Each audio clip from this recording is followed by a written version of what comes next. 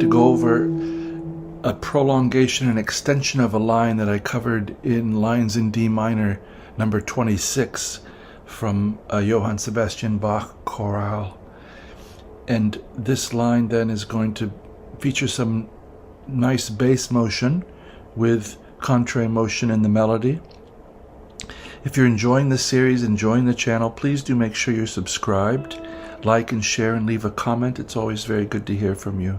And if you'd care to leave me a tip, that would be very nice. My PayPal information's there in the description below. So here we're going to go. The line was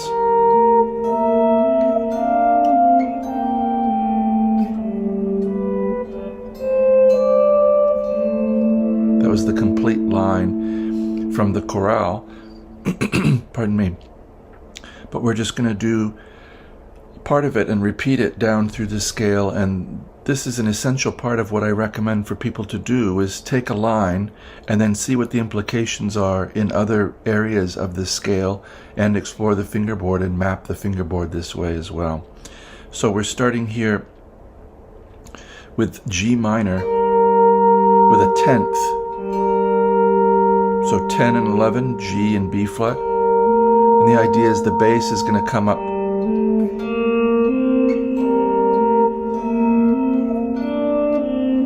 and down in that scale-wise motion. And then we'd start from, I hope you can hear the sense of that.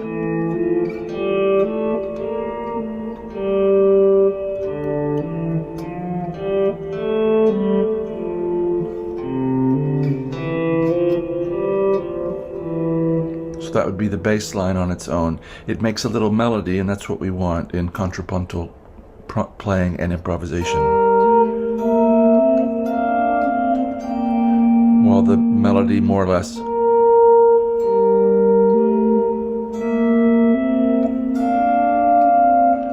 is consistently rising.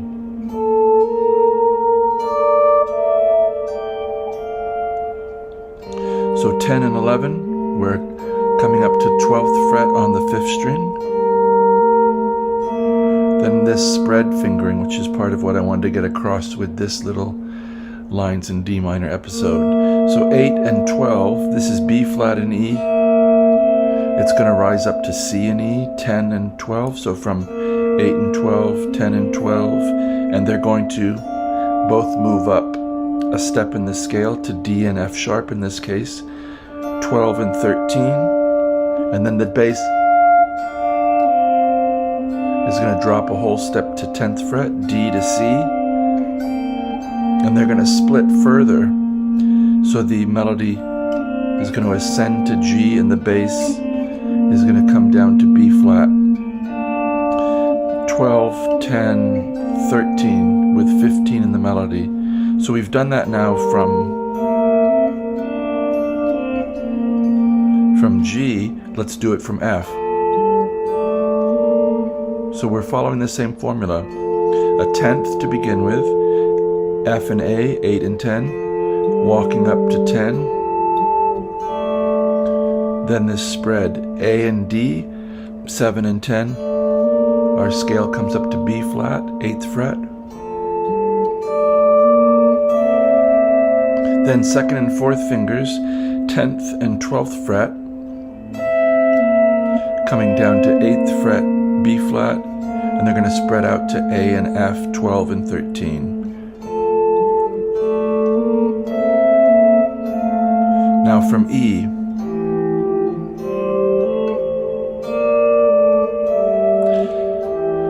so I'm playing 7th and 8th fret of the 5th and 2nd string with my 2nd and 4th finger, coming up to F on the 8th fret, and then we're spreading out to G and B flat. We're always maintaining a consistent interval when we enter that 4th string.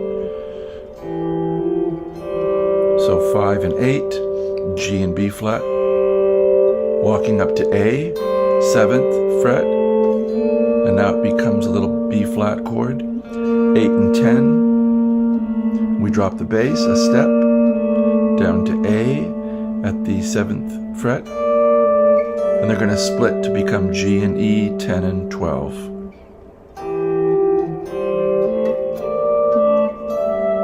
How about from D? So D and F, 5 and 6, sorry. This is 7, the bass is going up to E. Then 3 and 6, F and B flat, rising up to G. Then A and C, 7 and 8, down to 5, G. And they're going to split to F and D.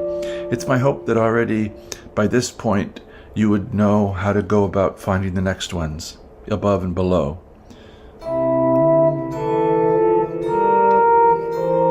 Staying in the scale, C and E, 3 and 5, walking up to D, whole step above C, 5th fret. Our entering interval here, E and A on the 4th and 1st strings, 2nd and 5th frets, coming up to F, 3rd fret.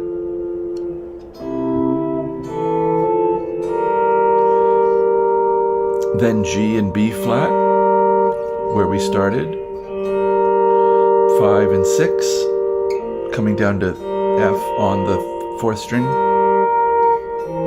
and rising up to E and C, 7 and 8 on the 5th and 1st strings. So a lot of what this is too is becoming habituated to these kinds of fingerings, where we know we're going to go off instead of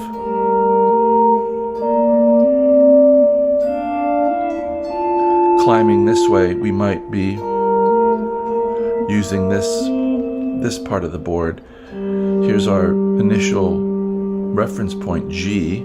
We're rising up, but then spreading out, so to speak, below the G geographically. Coming up above.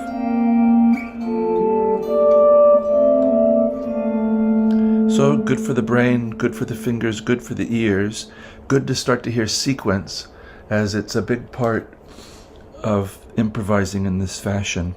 If you have any questions or comments, please do let me know. If you have suggestions for future clips, I'd love to hear them. And as always, I wish you a very good day.